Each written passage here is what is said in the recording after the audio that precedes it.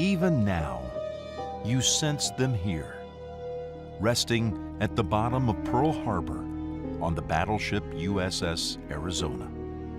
Over 900 crewmen entombed for eternity below her shattered decks.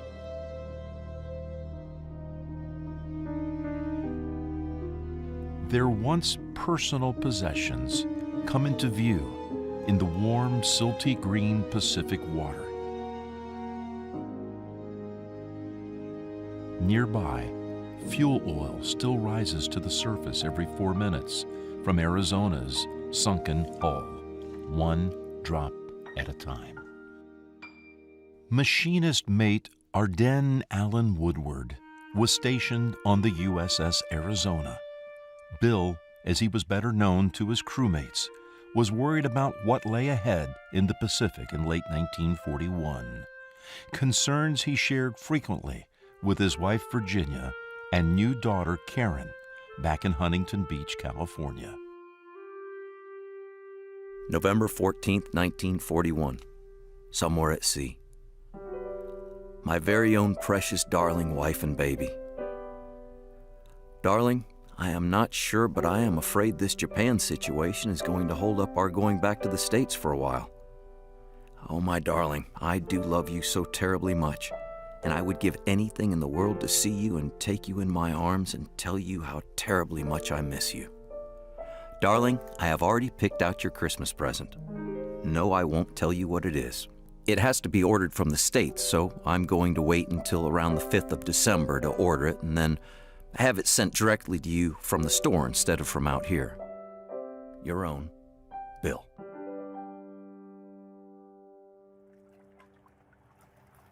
Above the USS Arizona today, the events of December 7th, 1941 slowly come into focus. The idea of memorializing this battleship didn't go away after World War II was over, but it would take time, a lot of time, to figure out how to do it properly. Eventually, thanks to the determination of a small and diverse group of people, efforts to honor the USS Arizona and her fallen crew with a memorial were realized. On that short list of names who helped to ensure that Pearl Harbor, December 7th, 1941, and the USS Arizona would always be remembered was a young, charismatic singer from Mississippi. They called him the King of Rock and Roll.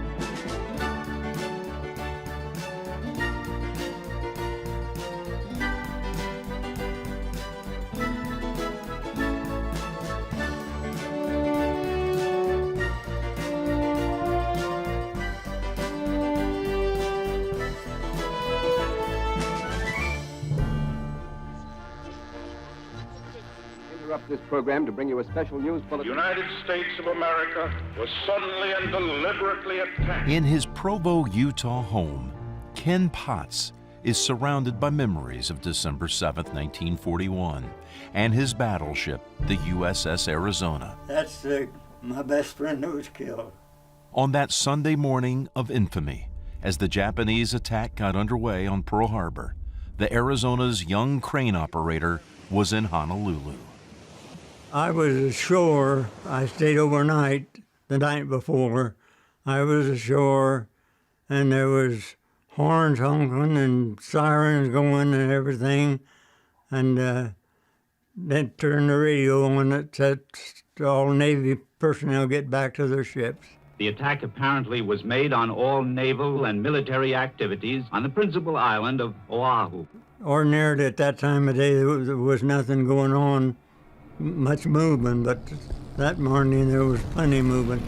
And it was on all the loudspeakers, all the radios, everything had the fact that this is not a drill, this is a real thing. Ken Potts made it back onto the USS Arizona to do what he could, But by 8:06 a.m., the fate of the battleship was sealed. A Japanese bomb had ignited the Arizona's forward ammunition storage compartment. Bodies and steel vaporized. When I got back to Pearl Harbor, the whole harbor was afire. The oil had leaked out and caught on fire and was burning. They had ships fighting the fire, tugs. That's when they got on the loudspeaker and said, abandon ship. And some of them jumped in the water, some of them didn't make it. The Japanese hit us hard at Pearl Harbor. The attack on Pearl Harbor united Americans as never before in history. Arizona crewman Ken Potts was not the only person looking on in horror on the morning of December 7th, 1941. Oahu resident Mildred Martin witnessed scenes that no 5-year-old girl should ever have to see. We seen the turmoil that was going on, the trauma, and it was real because they were coming down, fire, landing right on the water.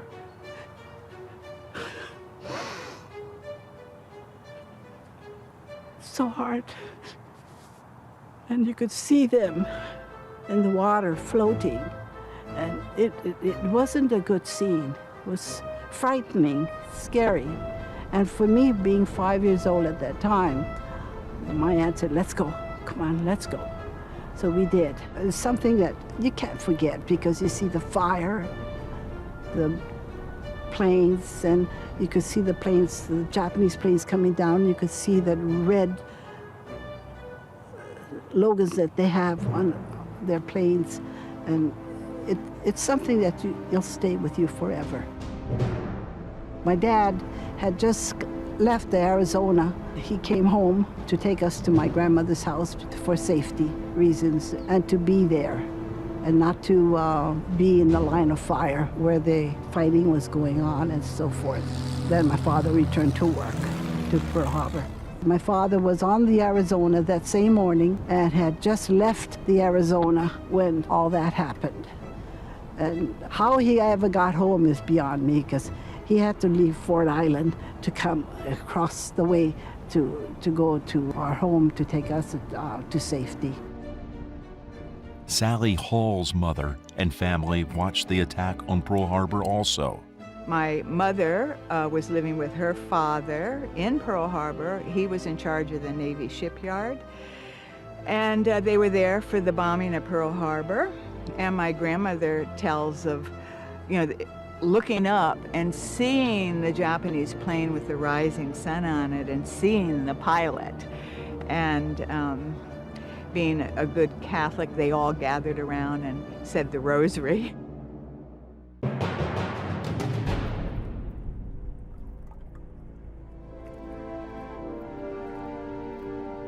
The carnage left almost 2,400 Americans dead.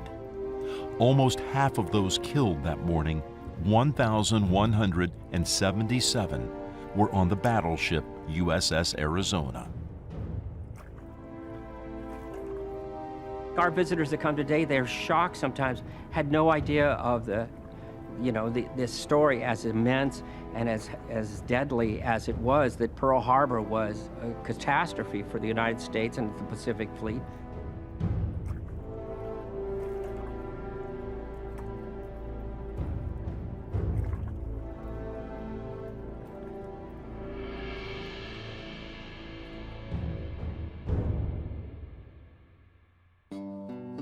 Elvis Aaron Presley was born in January of 1935 in Tupelo, Mississippi, 6 years prior to Pearl Harbor. Nobody knew from these early photos that Elvis Presley was on his way to becoming a music legend, a first name only needed superstar. By 1956, Elvis was already being referred to as the fledgling king of all rock and roll. Pearl Harbor and the USS Arizona would become an important, if lesser-known chapter of the Elvis Presley story. In 1949, as Elvis Presley navigated his teenage years in Mississippi, teaching himself to play guitar an organization called the Pacific War Memorial Commission was forming in Hawaii. Their goal was to make sure all those who died on December 7, 1941, on the island of Oahu would be memorialized.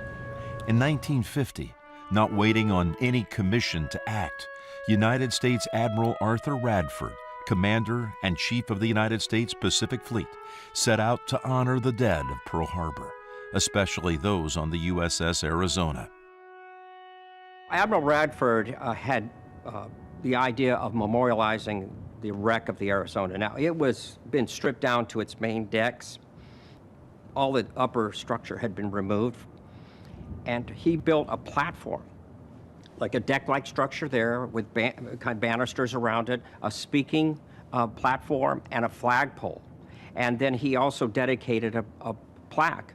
So in 1950, the first memorial to the Arizona is initiated by the commanding admiral here. Each day, Admiral Radford had an American flag raised and lowered on that makeshift wooden platform above the wreck of the Arizona. Arthur Radford also had a small plaque attached to the wreckage of the USS Utah, which also still lies in Pearl Harbor off Ford Island. Both ships were unsalvageable and watery graves for their crews. As for the USS Arizona, Arthur Radford's vision was for something on a much grander scale to be done to recognize the more than 1,100 killed on the battleship. But what would that memorial look like? It took several more years, but a formal proposal for a new USS Arizona Memorial was made to the Pacific War Memorial Commission by the 14th Navy District in Hawaii. In 1958, D-Day hero and now President Dwight D. Eisenhower gave his approval, allowing the commission to legally raise private funds to construct a memorial for the Arizona. $500,000 was needed. By the mid-1950s, Elvis Presley had become the biggest name in music. The world had never seen anything like Elvis, who moved across the stage like a gyrating tornado. From Maine to California, parents raised eyebrows while their sons and daughters danced and screamed. Presley also topped all the charts in the territory of Hawaii. Elvis mania had taken over the islands. Everybody knows who he was. I heard him on the radio singing Heartbreak Hotel. And every 5 minutes I would hear him singing. So that's what kicked things off for me. While Elvis was turning out one hit after another, the initial fundraising drive for the USS Arizona Memorial limped along into late 1958. Some private donations came in here and there, but it was nowhere near the goal of $500,000. Things changed dramatically on December 3, 1958. That's when television host Ralph Edwards visited the USS Arizona to honor one of the battleship's heroes. His national TV show, This Is Your Life, also filmed segments inside Pearl Harbor's famed venue, Block Arena. Ralph Edwards was asking Americans to once again remember Pearl Harbor, 17 years after America was first attacked and went to war. This is Your Life, the program for all America. And now, here he is again, Mr. This Is Your Life himself, speaking to you from a Navy tug lying off Ford Island in Pearl Harbor, Hawaii, Ralph Edwards. This is Your Life, Admiral Samuel Glenn Fuqua, U.S. Navy retired. Thank you, and may God bless you. Thank you, Ralph. Ladies and gentlemen of America, we have the high honor of helping to launch a project nationally approved by congressional resolution to enshrine the USS Arizona and provide here a fitting monument to the memory of the young Americans who died here. We're asking you to participate in this project, not out of your generosity, but out of your loyalty to America, your patriotism. A commission has been appointed by the governor of the territory of Hawaii to raise the funds, and the Navy has been authorized by Congress to accept and to use the money that comes in to enshrine the USS Arizona.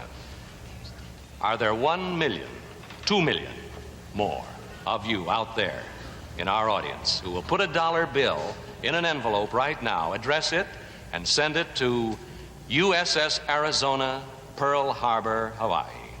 You will be helping to build a national cemetery for those who died for you and lie here in an unmarked grave. And you'll be answering the prayer closest to the heart of Rear Admiral Samuel Fuqua, U.S. Navy retired, to the hearts of all the men and women in all branches of the service, to whom the very words Pearl Harbor were a fighting challenge that led them on to victory. And they initially got about $90,000 of money. The idea was to honor the memory of those who had died at Pearl Harbor on December 7th, 1941. Ralph Edwards knew Medal of Honor recipient Samuel Fuqua's leadership of his crew on December 7, 1941, would resonate with the public, as do the voices still of the men Fuqua commanded, such as Bill Woodward. November 18th, 1941, Pearl Harbor. Honey, I sure hope that they let me out of here as soon as my time is up instead of holding me in a couple of months or so. That would really be the last straw. I sure wish I could be with you Thanksgiving Day, my sweet. Your own, Bill.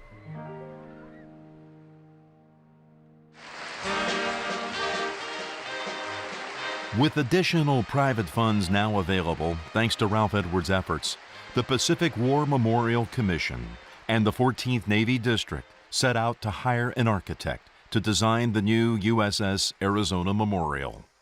The most important thing about this, despite all of this fundraising, what was the idea? What was it going to look like? And so there were a number of people that entered a competition. Alfred Price, an immigrant from Nazi-occupied Vienna, Austria, was chosen. Alfred Price's design was not exactly what they thought it was going to be, yet it was provocative, it was contemporary art, and Alfred, being a refugee himself from Austria and incarcerated with Japanese Americans initially because he was from an Axis power, so he was at Sand Island, but proves to be a loyal guy and ends up being an architect for the Navy throughout the war. He submits this design, and the Navy said, make sure it's a bridge-like structure. So some of the architects thought, oh, bridge-like structure, you mean like ship? And they built these pretty interesting designs, submitted those. Alfred interpreted it differently. He thought of a suspension bridge, and that's what that memorial is. I cannot think of any design other than this one. It is the USS Arizona Memorial, and so Alfred's genius was prosecuting the idea of a bridge-like structure and leaving us with a symbol unlike any other World War II or monument in our country. Those men are at peace now. They lie together in the ship, whether in remains or molecules. They're there. And the men that survived the ship, you know, over 40 of them have decided to go back to the ship.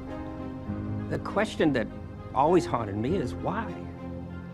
They felt, some of them, that they were lucky and they wanted to rejoin their shipmates.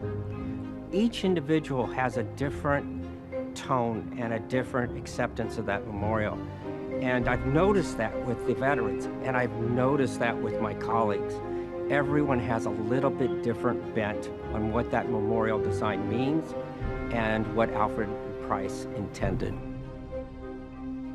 Alfred Price's approved blueprints laid out a 184-foot-long, 36-foot-wide span across the USS Arizona's sunken hull. The memorial would cross the middle deck of the battleship, but not touch the Arizona at any point. Price's design called for rises at each end of the bridge-like span, with a sag in the middle. The first rise would recognize the height of American pride before the war. The dip in the middle signified the low point of a nation following Pearl Harbor. The second rise represented American power reaching new heights after the war. Vermont marble would be used. A shrine room would host all the names of all those crewmen killed on December 7, 1941. Some of Arizona's crew also lie in unmarked graves just a few miles away, at the National Memorial Cemetery of the Pacific, also called the Punch Bowl. The Walker Moody Construction Company would build the memorial, assisted by the Pearl Harbor Public Works Center. Alfred Price's plans for the new USS Arizona Memorial were approved.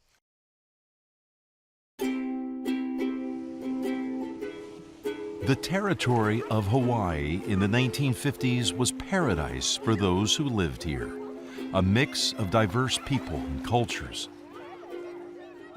We didn't live on the naval base, so we were more attuned to the rhythms of the classmates that I went to school with. We had Pacific Islanders, Hawaiians, Japanese, Chinese, Haoles, Kaimainas. We had them all at my little school that I went to. Elvis made his first trip to perform in Hawaii in late 1957, prior to the islands being granted statehood 2 years later. Hawaii had a special kind of notch in Elvis's heart. He liked coming here. He liked the people here. He liked the music. He learned about slack key and other types of ukulele and all of the things that we as people that live here know and local people have known for years, that there was music beyond the music. Arizona crewman Bill Woodward knew the local music well. More than anything, though, he just longed to be with his young family. November 22nd, 1941, Pearl Harbor. My very own precious, darling wife and baby. Darling, I do love you so terribly much, and I can hardly wait until I can sit around the house with you in my arms and getting in your way when you're trying to cook or something as I kiss you. It will be so heavenly when we do get together again. Your own, Bill.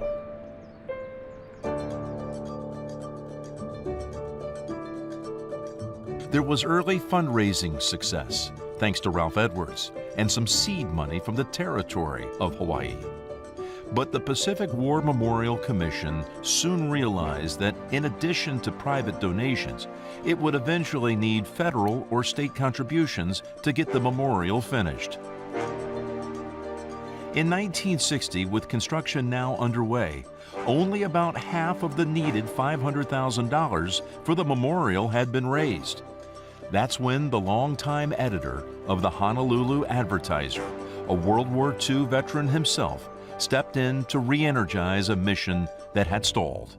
George Chaplin, he was editor for decades. He was always very involved in the community, very civic-minded. And the fundraising for the Arizona Memorial was already going on, but they didn't have enough money. The fundraising was lagging. So what he did is he wrote a letter addressed my dear fellow editor and sent it to about 1,500 daily newspapers across the country, asking them for support writing articles about the need to raise funds for the Arizona Memorial. And about a week or so later, the editor of a Los Angeles newspaper, no longer being published, but called the Los Angeles Examiner, he wrote an editorial, and Colonel Parker, Elvis's manager, saw it, and I guess immediately called up George Chaplin and offered to do a fundraising concert. Colonel Tom Parker read the LA Examiner article in late 1960. Parker had been stationed with the Army in Waikiki, Hawaii. Earlier in 1960, his superstar client Elvis Presley was also coming out of a 2-year enlistment in the United States Army. Because I've learned a lot. I've made a lot of friends that I never would have made otherwise. And I've had a lot of good experiences. In the spring of 1961, Elvis Presley was set to begin shooting a new feature film on the Hawaiian island of Oahu called Blue Hawaii. Colonel Tom Parker, with all the stars now aligning, felt here was an opportunity for a patriotic Elvis to pitch in while in Hawaii to help the USS Arizona Memorial effort. And he saw that the editor was calling for a fundraising event for the USS Arizona Memorial to help raise monies. And all the editors throughout the country were doing these kind of editorials. He read the editorial and he called the paper up and he said, hey, who's doing this and all this? And oh, it's in Hawaii. And he gives him a call. And he says, well, we're coming over to do a film. Can Elvis do something to raise money? And they came up with the idea of a benefit concert. Guess where?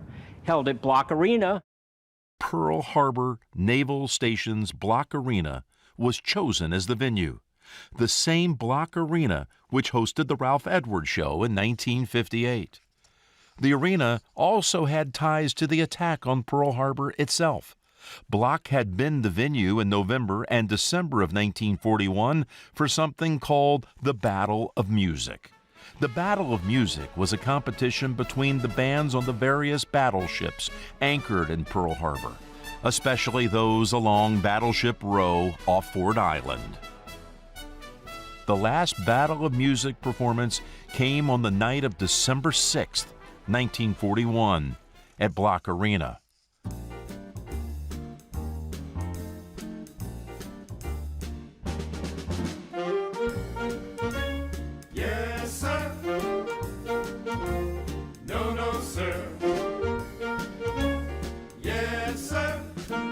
The USS Arizona's entire 21-member band would be dead the next morning, along with many of the musicians on other battleships who took part in the competition.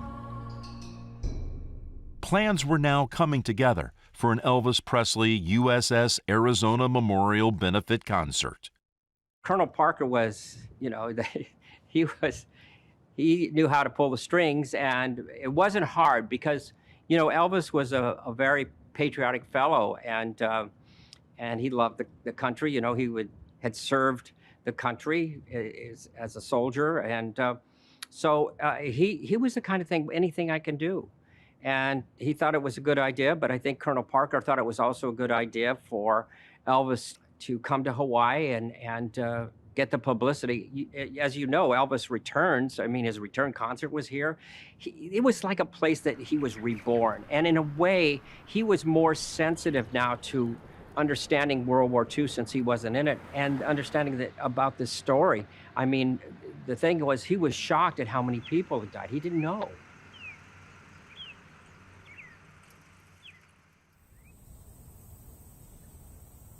The Navy was the one that suggested Block Arena right away. And remember, they had a backdrop for Block Arena because they'd used it before in the This Is Your Life program. It was large enough to put a big concert in, and it had its ties back to the days of Pearl Harbor with the last dance before the war. You walk in there and you know that the Arizona's band once played there, that every man in that band was killed instantly on December 7th. And on that last night of peace, the strains of that music was coming across these waters. Little did they know that the next day the United States would be plunged into war. You go to Block Arena, and if you blink your eyes twice, you can go back to that time period because you can actually still see where the stage was for Elvis's concert. It was intimate. And so if you had a ticket for that, that was pretty neat because you were close and you could be drowned out by the music and watch Elvis wiggle. March 25th was the date set for the Block Arena Elvis Presley show. Tickets went on sale March 13th, 1961. 26-year-old Elvis Presley purchased the very first one. It would be just his second live performance since leaving the Army. Sue Holderman's father, Charles Albert Spike Hennessy, would play an important role. And my father was then made the director of the fundraising in his position as director of the 14th Naval District in Hawaii. He undertook it, of course, because it was a very worthy cause. He worked very hard at putting all the parts together so that when Elvis arrived the day of the concert, that everything was in place. He was the go-to person when Elvis or Colonel Parker had any questions, any problems whatsoever. They went to my father. Some 20 years earlier, USS Arizona crewman Bill Woodward was writing home to his wife Virginia and baby daughter Karen about his new job on the battleship. November 24th, 1941, Pearl Harbor. My very own precious darling wife and baby. Darling, from now on, be sure to address all of my letters to M Division instead of B, as I have been transferred along with another machinist mate and 8 firemen. They transferred us because they want some experienced men in the engine rooms.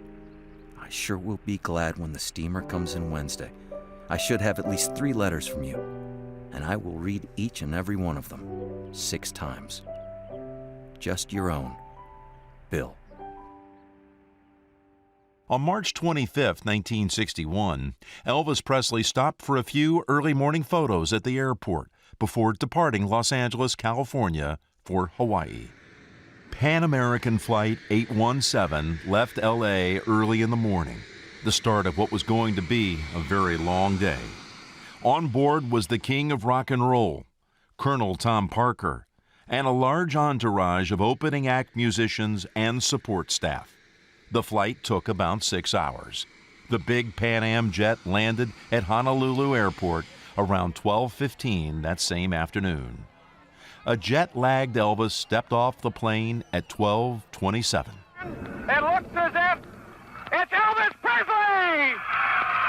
Elvis is getting off the plane. He's shaking his head. He's accompanied by quite a few people there, and they're all moving around him. We're informed it's Hal Wallace right behind Elvis Presley. Elvis is wearing a very conservative dark suit this morning. Thousands of fans have been waiting hours to see him. He was immediately weighed down with lays. It was flippin' crazy.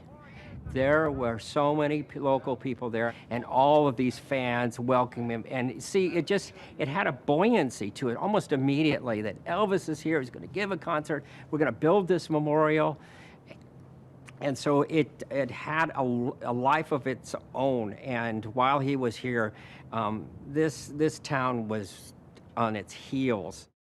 My name is David English, and I'm an author and researcher on Elvis Presley books. David English captured the entire Elvis USS Arizona story from beginning to end in his book, Rock Around the Block, as in Block Arena. The scene at the airport was amazing. There was 3,000 teenagers to receive Elvis, and what happened was the regular passengers disembarked from the front of the plane, and there was, where's Elvis? He came out the back door, where everyone just went wild, and he travelled through all the fans saying hello to him, and he had layers put onto him, and then he made his way to a waiting limousine, and they were driven through Honolulu to the hotel.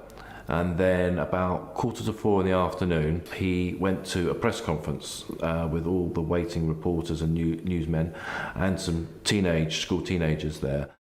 The press conference in the carousel room at the Hawaiian Village that same day at 3:45 was wild in its own right, with reporters from 27 area high schools among the more than 100 people in attendance. One young schoolgirl just wouldn't let go of Elvis. Colonel Parker had to step in. Aloha. I guess you're wondering why I called you here. To tell you the truth, I can't tell you right now, because I don't know. All I know is I just woke up. And we got a show tonight. Because after all, what Elvis is doing here is for a very great cause. And so I speak very briefly, but to the point, on behalf of the 1,177 men who are entombed in the Arizona, and on their behalf, and on behalf of the Pacific War Memorial Commission, we want to thank all who have played such a very important part in this program to be held tonight. Everywhere Elvis went, so did local promoter and disc jockey Tom Moffett. Moffett was legendary in the islands for helping the big acts get organized when they came to Oahu.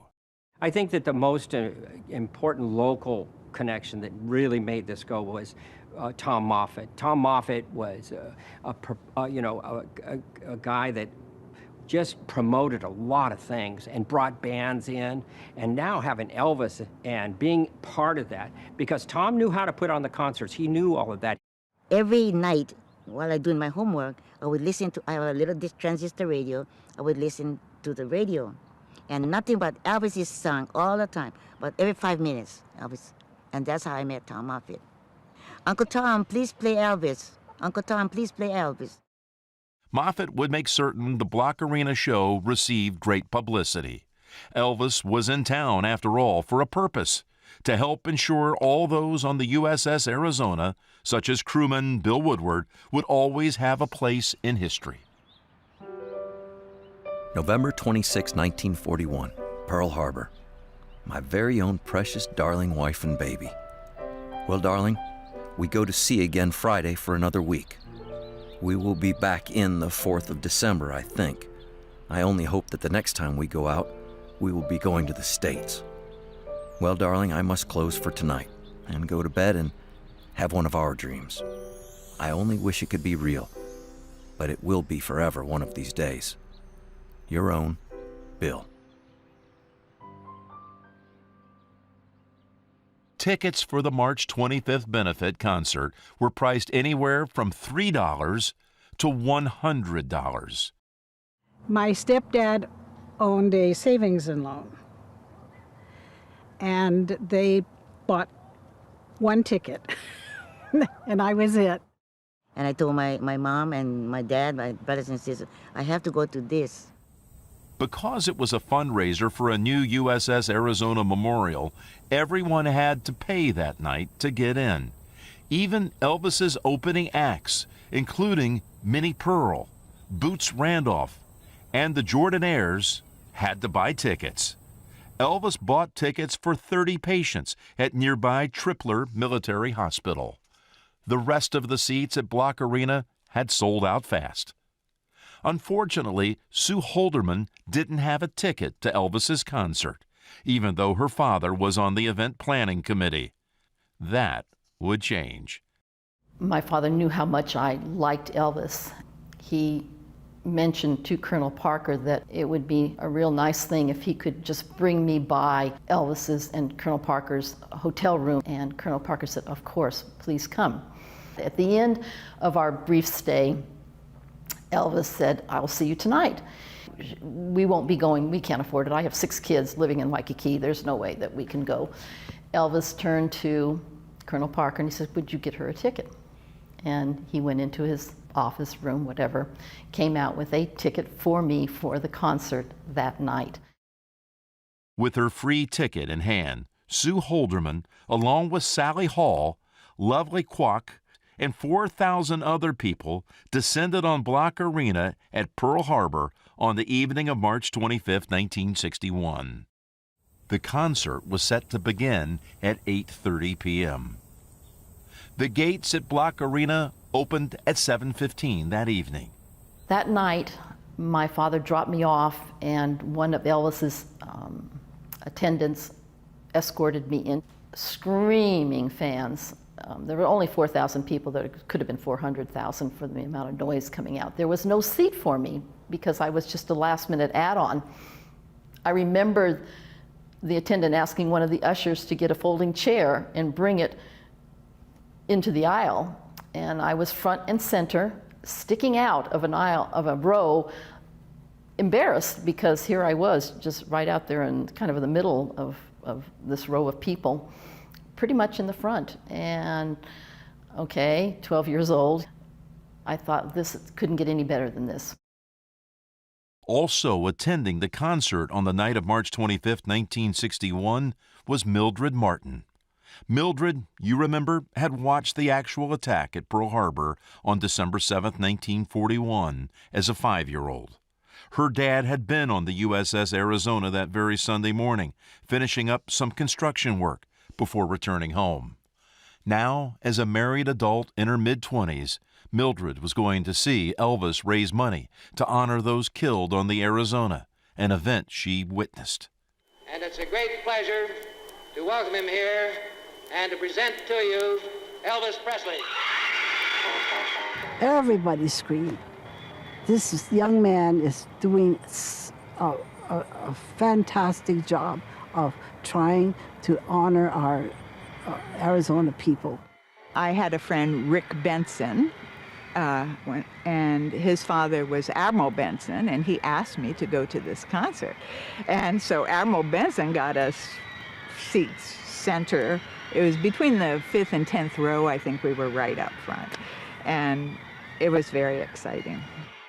And guess where I sat? In the back of the stage. But at least I got there. That's the closest I could get to him because I wanted to see him. I wanted to touch him. People were screaming, and there was just this light and this energy that you can't believe. And he had this wonderful sense of humor, which you don't normally get, you know, because he would go like this, wiggle his arm, and everybody would scream, and he'd laugh. So he'd do a little bit of a song, and then shake his leg a little, and everyone would scream, and he'd laugh. It's like he really enjoyed seeing what he could do to make people scream.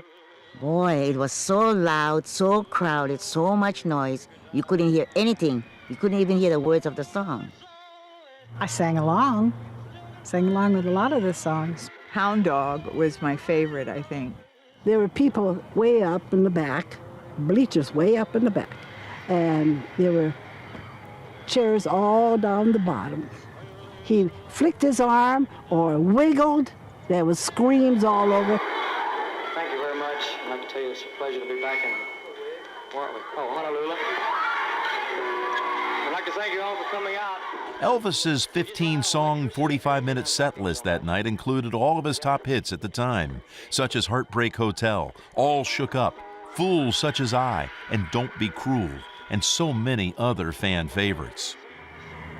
Well, the one that really stood out was You Ain't Nothing But a Hound Dog.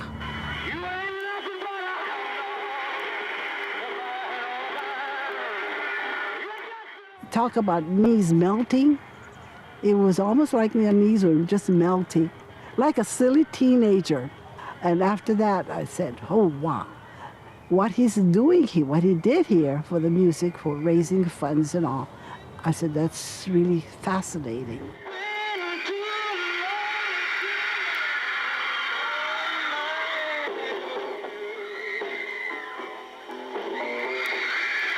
One of the journalists at the time said that the roar from the teenage crowd was so loud that none of the reporters could actually hear what Elvis was singing. And Elvis had said at the time that he could almost be singing anything because, you know, no one could hear him. The sound system was, you know, not state of the art, and the roar and the intensity of the crowd was such that no one could hear Elvis singing, which is quite ironic, really.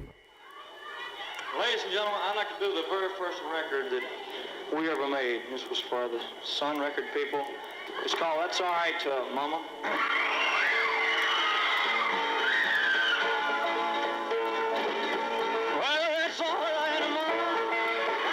He had a Golda Meir coat on, you know, it was just glistening and just rocked. And people that were there had the time of their life. And, you know, think about it. This superstar comes to Hawaii in that time period. Wow. Elvis's concert at Block Arena had been a huge success for all his fans in attendance and for the USS Arizona Memorial fundraising effort. That's what all the newspapers said the next day.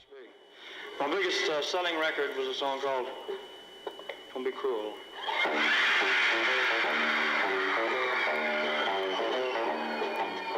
I think that what stands out is hearing Elvis' voice talking to the crowd and, you know, engaging them. Thanks again, ladies and gentlemen. Elvis has left the building.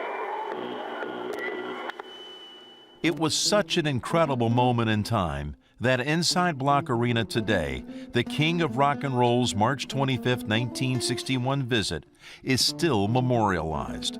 Articles, photos, and recognition line the walls. Elvis's old dressing room that night. Echoes from another time. Over $60,000 was raised from Elvis's concert, which was added to $250,000 already now in the bank. The USS Arizona Memorial Project had regained its momentum and, better yet, received some much-needed publicity. Disc jockey Tom Moffat caught up with Elvis on the set of the film Blue Hawaii following the benefit at Block Arena. Were you happy with the turnout and the response in the show and everything? Oh, yeah, I sure was. And I was glad everybody was yelling and everything to cover up my mistakes because I hadn't had any rehearsals, you know, and I'd been out of practice and hadn't been on stage since 1957.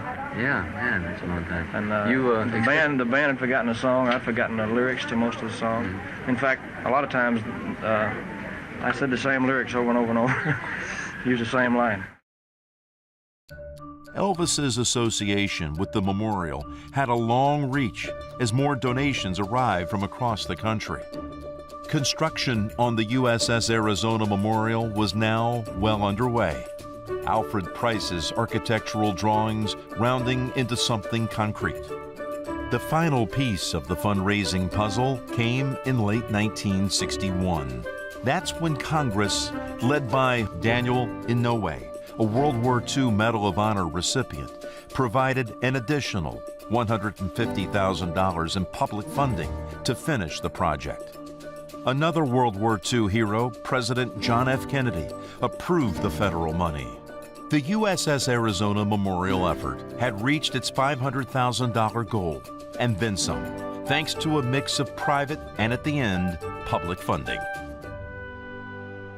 Arizona crewman Bill Woodward's optimism about his family's future still resonated prior to December 7, 1941.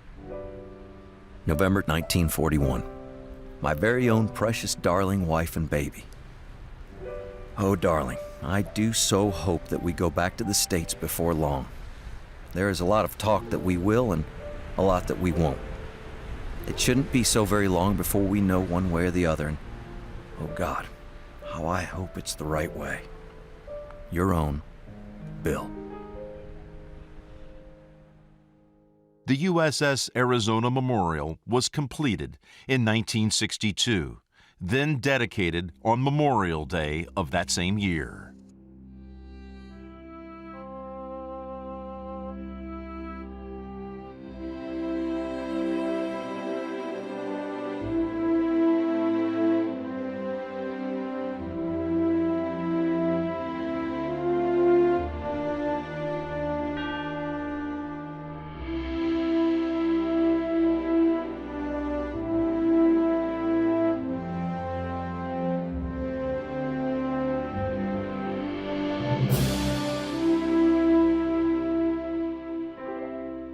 Elvis had indeed helped to get the fundraising effort to the finish line, but it took an entire village: Admiral Arthur Radford, Ralph Edwards, George Chaplin, and Colonel Tom Parker, among others, to help turn the original USS Arizona Memorial blueprints of Alfred Price into a tangible memorial.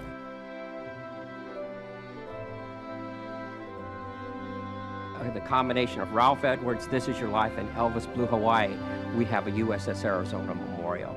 And that's a great story, but, you know, I think about Samuel Fuqua, who came on deck of that battleship and looked around like we are here, and all around him were dead and burning people.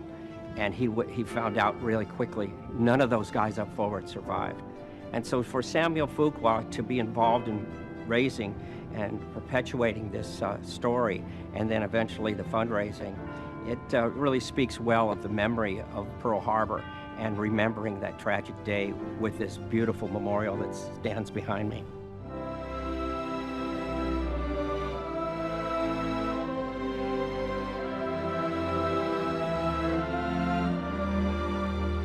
Elvis did the concert.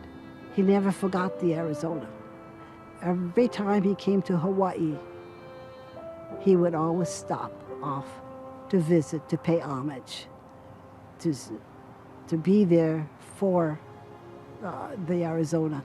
And he took pride in knowing that the people of Hawaii appreciated it. Whoever came to the Arizona appreciated the memorial to remember not him, but those that gave their lives on that day. There was a momentum that hadn't been there before. And when Admiral Radford built his small little memorial and in the 1950s, he always had the idea of a broader interpretation. When you visit, you're just more overwhelmed by the emotion of the place. It still is the #1 visitation site here on Oahu. You know, there aren't very many human beings that influence so many people, and he had a beauty about him. He was a good person. That's how Elvis is and was, yeah. So helpful, caring, sharing, yeah. He was a wonderful entertainer during his time, and you know, it's too bad that he left us so early. I think it left a legacy for Elvis. It was something that was larger than himself. He came back to see the memorial that he had helped build. And you can see in his eyes the wonder of being there, that, yeah, I guess in some ways I helped out here. He couldn't see anything tangible at that time when he gave the concert, but when he came back, he could see that he was part of something much larger than he thought. Elvis Presley had become the effort's Pied Piper, the front man of the band, if you will, the Arizona Memorial, a part of the King's lasting legacy.